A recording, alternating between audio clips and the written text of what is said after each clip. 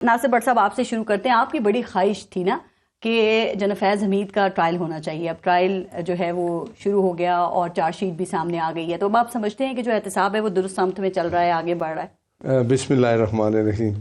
دیکھیں, یہ آپ نے بات کی نا فیض حمید کی, یہ تو 2018 میں واضح ہو چکا تھا کہ فیض حمید رجیم کیا کرنے جا رہی ہے. انہوں نے ایک ایسی چیز, ایسا کچھ کیا کہ ایک اچھا چلتا ملک, ایک سٹنگ پرائم منسٹر کو اٹھا کے 2018 والے کا احتساب ہو رہا ہے یا اس کے بعد کے بعد؟ میں سٹارٹ وہاں سے کرتا ہوں کہ جب غلط کام شروع ہوتا ہے تو پھر اس کا انجام چاہے لیٹ ہو جاتا ہے. فیض حمید کے بارے میں میرے قائد نواز شریف نے بار بار کہا تھا کہ فیض حمید تم ذمہ دار ہو, باجوہ تم ذمہ دار ہو انڈیویجول, کیونکہ تم لوگ اس کام کو, ایک تو ہوتا ہے نا آپ فوج میں آپ ایک ذمہ داری کر رہے ہیں, ٹھیک ہے, ایک آپ پرسنل ہو جاتے ہیں. وہ پرسنل ہو کے عمران خان کو ایسے لے کے جا رہے تھے کہ جیسے اب ساری زندگی انہوں نے عمران خان کے ساتھ رہنا ہے, اس کو پرائم منسٹر کے بعد کسی اور جگہ بھی لے کے جانا ہے. کیا یہ صرف جنرل جو فیض حمید تھے وہی ذمہ دار تھے, وہی یہ سب کچھ کر رہے تھے, وہی سیاست میں کردار ادا کر رہے تھے, وہی پاکستان تحریک انصاف کو سپورٹ کر رہے تھے, وہی تھے بس؟ نہیں, دیکھیں ایک بات آپ یاد رکھیں, ثاقب نثار جس کا نام ہے چیز ہے, وہ بھی اس میں آئے گا انشاءاللہ, مجھے پتہ ہے.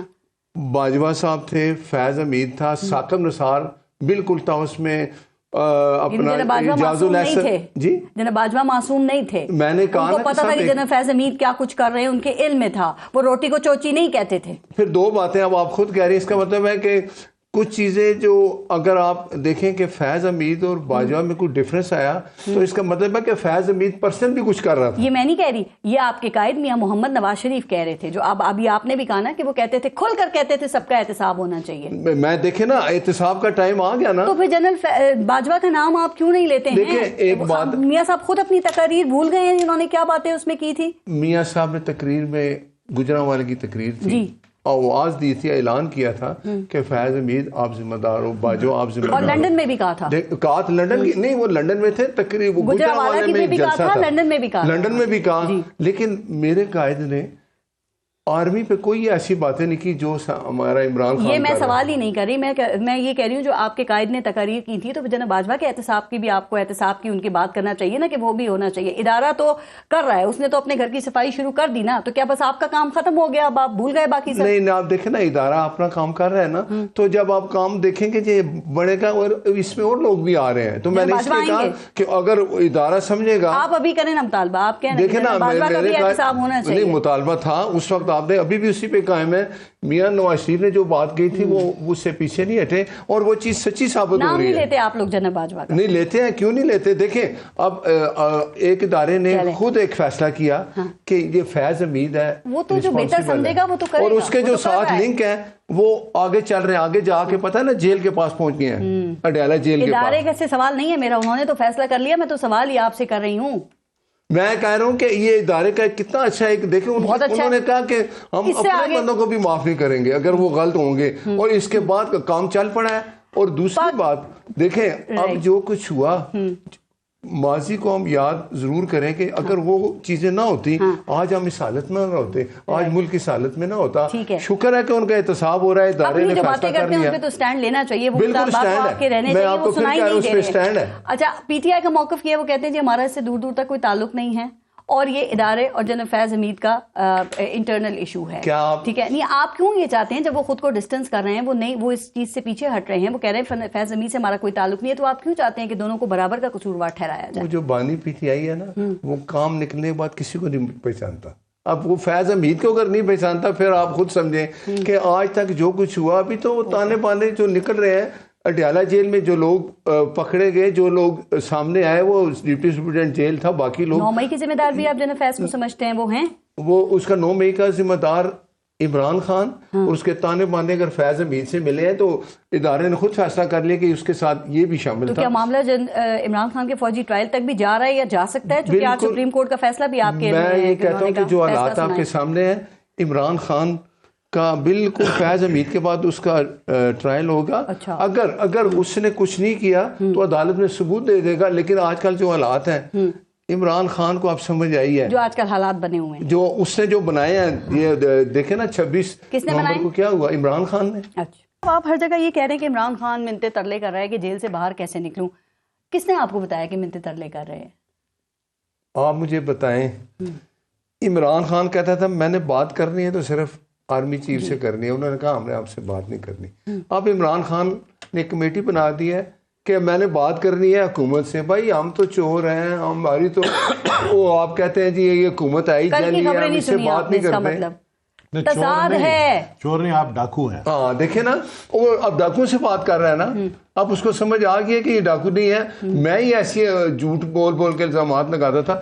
بھائی ہم سے آپ اب پہلے بات میں آپ کی تضاد ہے. ایک طرف آپ کہہ رہے ہیں وہ منتے ترلے کر رہے ہیں, دوسری طرف وہ 24 نومبر جیسی کال دیتے ہیں, کبھی وہ صرف نافرمانی کی کال دیتے ہیں. مطلب یہ دونوں باتیں ایک ساتھ ہو سکتی ہیں کہ ایک آدمی رو رہا ہے, منتے ترلے کر رہا ہے مجھے جیل سے نکالو, اور پھر وہ اس طرح کی کالز بھی دے رہا ہے. سر اچھا آپ مجھے بتائیں, عمران خان نے جو 5 بندوں کی کمیٹی بنائی ہے, کیا کہا کس سے بات کریں؟ حکومت سے. ٹھیک ہے, تو یہ تو یہ لیں جی بس یہ منت ترلا ہو گیا. نہیں سنیں نا, اب یہ سنیں نا, میں نے صرف میں معافی چاہتا ہوں آپ کی بات میں تو وہ نہیں تو ہیں رابطے تو اس طرح نہ کریں. انہوں نے کہا کہ حکومت کہاں, مجھے بتایا کہ جی حکومت سے بات. اچھا کس سے بات کرنی آپ بتا دیں. آپ اپنی بات پوری کریں, میں آپ کو بتا دوں. نہیں میں بتاؤں, 5 رکنی کمیٹی بنائی نا اس نے, کس سے بات کر رہے ہیں؟ وہ اسپیکر یا صادق صاحب کے پاس گئے. اب ایک سیکنڈ اگر دیں, ایک سیکنڈ جج صاحب کس سے بات کر رہے ہیں؟ چلے پوچھ لیں. اب مجھے اب تھوڑی سی تفصیل بات کرنے دیں کہ میں تھوڑے ہاں جی دیکھیں ہوا کیا ہے. اب میں تھوڑی سی آپ کو تفصیل بتا دوں. ہماری پارلیمنٹ میں پارلیمنٹیرینس نے یہ سجیشن دی, خان صاحب تک پہنچائی کہ جی برائے کرم آپ ڈائیلاگ اوپن کریں. ٹھیک ہے, ہماری اسٹرائک, ہمارا احتجاج, ہماری سول اوبیڈینسی بالکل اپنی جگہ موجود ہے. لیکن اپنا جو یہ قتل و غارت ہوئی ہے, یہ جو ہوا ہے, اس میں اب اس میں جو ڈائیلاگ کی کمیٹی بنی ہے کہیں حکومت کا نام نہیں لیا گیا. اچھا یہ پوری میں آپ کو کلیئر کر دوں. کس سے کرنے ہیں بات پوچھنے نا, ہم ہاؤس میں بیٹھے ہیں, ہم کیا پیپل پارٹی سے نہیں ڈائیلاگ کر سکتے؟ کیا ہم ایم کیو ایم سے نہیں کر سکتے؟ یہ حکومت ہے, ایم کیو ایم حکومت ہے. ٹھیک ہے, ان کا ایک فگر ہے, ہمارا ایک فگر ہے, ہم آپس میں ملتے ہیں. اگر فیوچر میں کوئی ایسی اسٹریٹجی بن جاتی ہے تو یہ کدھر کھڑے کلیئر کریں. مطلب یہ کمیٹی آپ کی 5 رکنی وہ پیپلز پارٹی سے نہیں, صرف پیپلز پارٹی نہیں, تمام ایم کیو ایم سے بھی, آپ جے یو آئی سے بھی, سب سے مذاکرات کریں. نون لیگ کا ایشو ہمارے لیے کیا ہے, ہم اپنی شہدا پہ کمپرومائز نہیں کریں. ٹھیک ہے, یہ حکومت میری بات سنیں, آپ کو دیں گے کیا؟ بات کریں گے میری بات نہیں, ہم نے لینا کیا ہے؟ میری نہیں سر بٹ صاحب دیکھیں, مذاکرات جی کیا حکومت لینے کے لیے ہی ہوتے ہیں؟